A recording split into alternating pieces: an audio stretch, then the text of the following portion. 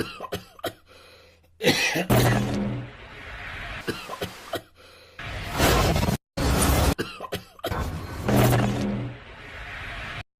intro is because of the NSA. Nah, I'm joking. That intro, I thought it'd be cool because I'm coming down with something, and this video is about the NSA, so I thought, hey, why wouldn't the NSA interfere with this? I got my buddy here, Dr. Pepper. Oh yeah, Dr. Pepper is my favorite soda. Alright, so this video was a day late, and my last video was a day early. So hopefully next time I have the happy middle. Okay, so before I get into my video, there's this new stand-up coming to Netflix. Louis C.K. and Louis C.K. stand-up is coming out tomorrow. And I am so excited for it. Anyways, back to the NSA. This video will be about Person of Interest. Well, I'll talk about Person of Interest a little bit, a tiny bit. A good TV show. I've seen all the seasons on Netflix. And alright, so the TV show, and then Bill Binney, that's his name. He worked for the NSA, and before he worked for the NSA, in 1970, he was in the Vietnam War. Let me change from these cool sunglasses to my awesome reading glasses.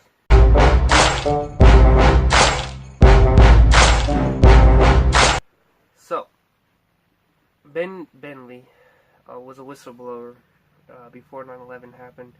Alright, so in the Army in the 1970s during the Vietnam War, he was Army security in the 70s, and then he transferred to the NSA in the 70s, and then in the 80s he rose to techno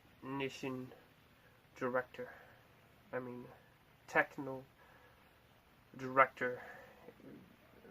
Bill Binney, very intelligent person to rise from being in the Army. A lot of people were in the Army during the Vietnam War. Another messed up thing about the Vietnam War is the Vietnam War, according to the federal government, is not a war.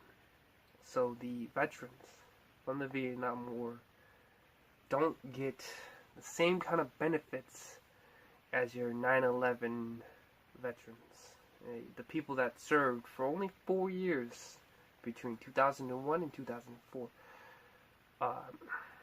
All veterans to me are the same, but apparently to the federal government, the Vietnam War people who've killed people, done some crazy stuff in the Vietnam War, do not get the same high class of benefits for them as other wars that other veterans have been in. A little unknown fact, a little unfact that's fought for. Very emotional. So Ben Bailey,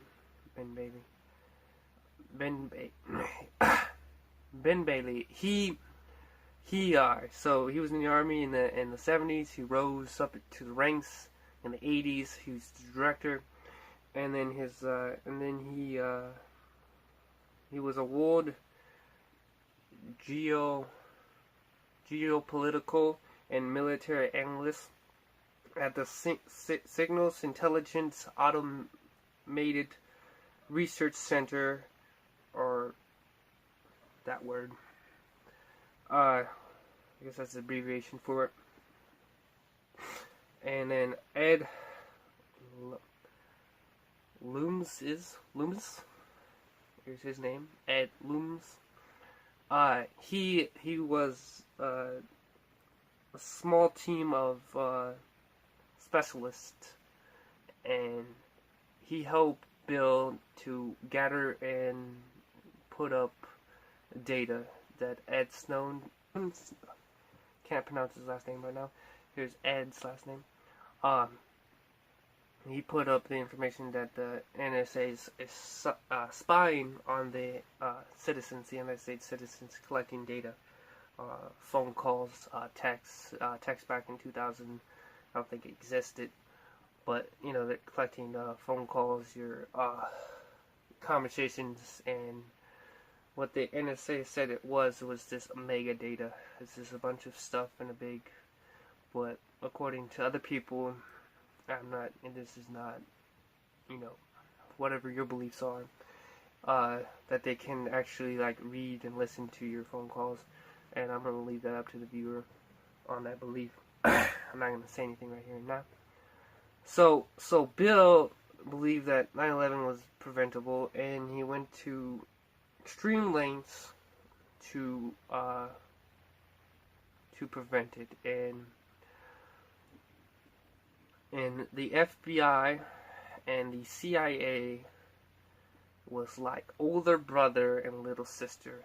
The FBI was like, we're our own unit, we do our own thing, and we work by ourselves. And they were watching Al-Qaeda, the hijackers, and trying to prevent 9/11. And you had certain people in the NSA trying to figure out, hey, there's a big event going on because there's a lot of iffy stuff happening, and they weren't working together really, the FBI and the NSA.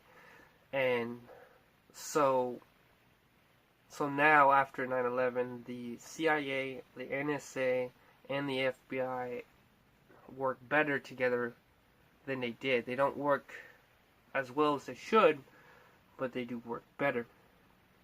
So you have a collection of data, okay?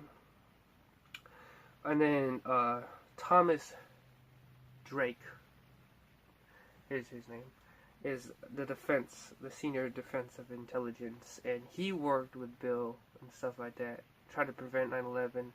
Of course it failed because 9/11 happened, and then I guess since he was trying to prevent something that was going to happen to the United States, he came out as a patriot, and I'm not sure how the ending result is, but he collected a bunch of data, and he believed something bad was going to happen. And there's a lot of YouTube videos about this, about how close they were to stopping 9/11, and how, you know, I mean, they had the guys' names before they got on the plane. I'll get another drink of my Dr. Pepper. So these are all facts, and the paper that I'm reading to you, where I wrote this from, the website will be in the link below. Now, time for my opinions. Time to go from these cool, awesome reading glasses to my awesome sunglasses.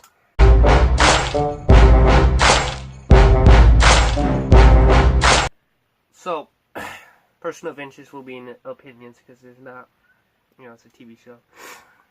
So, Bill was that guy, you know what I mean? The guy that almost prevented the inevitable from happening. And so, after that, paranoia happens, you know, kind of like if you're in a house fire or you drown or whatever, you have the paranoia that happening again, and you go through some steps to prevent from that happening again, and now you have more extreme TSA agents, stuff like that. So this is preventing from the plane thing happening again, and the NSA is more observant of their mega data, as they call it, and so the protection of the hijackers, of the people that stole the plane, like I said, the NSA and the FBI knew their names. before they even got on the plane. They knew that they were dangerous, and the only reason why they couldn't report them or arrest them or whatever is because the information or something like this was, they were protected by the foreign, like foreign national security, FNS, something like that. It's on the website link below, and they were protected from being hacked or infiltrated or listened to. Of course, that law is no longer, it doesn't exist anymore, because any foreign people come to the United States, and if the NSA or FBI believes they're a threat, they will do what they need to do to try to prevent it. The CIA didn't listen into the phone calls or anything like that, because they were on U.S. soil and they were using United States phones and stuff like that to communicate, so they didn't listen in. That's what they tell us anyway. So, person of interest is this mega computer, AI intelligence, and what it does is it gives you a social security number. If you never watched the show, it gives you a social security number, and that social security number, you know, is that person's in danger, and it prevents bad stuff happening to good people, or prevents the bad guy from doing something bad. They don't quite know what the social security number means. It could be the bad guy, or it could be the person in danger. So you got the thing I just told you, and you got person of interest. I swear, don't you see the connection between those two things? Maybe I'm tripping. Maybe I don't know what I'm talking about. But you got person of interest that is preventing a terrorist attack, that is spying on everybody, which people believe that is happening. You know, the government is spying on us, and there's some facts out there that makes you believe that. But what I say about that is that you got all these people, and you only got a certain amount of people watching the people. Who's watching those people? And you know what I mean? So it's just, it's too big. It's too big. You can't, it's not, it doesn't work like everybody think it does. They do their best, and God bless them for it, you know what I mean? So I hope I made this clear. I try to make a connection with person of interest and an actual real event that actually happened. Bill Binney, and what he did and tried to do, and how he came up, and how to prevent 9/11 from happening. Is he collected data, and that's what the AI does in person of interest. I'm Michael Dennis. Have a good day or night when you're watching this, and goodbye.